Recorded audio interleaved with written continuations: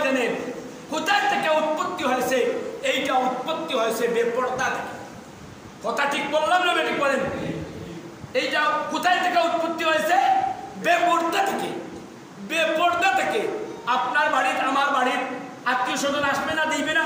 এটা তো যদি আত্মীয় স্বজন আসে না, যায় না, সে আপনি মুসলমান থেকে বাহির হয়ে যাবেন।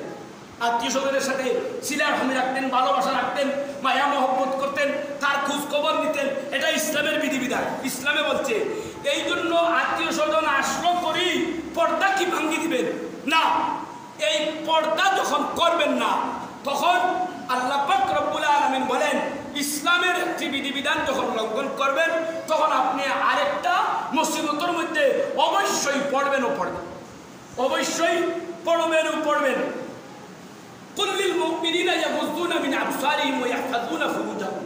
এই আয়াত দ্বারা বোঝা যায় যে যখন একজন মহিলা বা একজন পুরুষ আপনার বেপরদায় চলে, তখন উভয় আপনার শাস্তির যোগ্য হয়ে যায়, উভয় জাহান্নামী হয়ে যায়।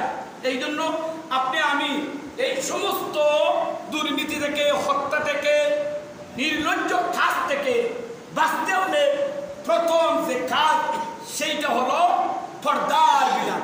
পর্দার বিধান মানতে হবে। নামাজ যেভাবে ফরজ, রোজা যেভাবে ফরজ, ঠিক তেমনি ভাবে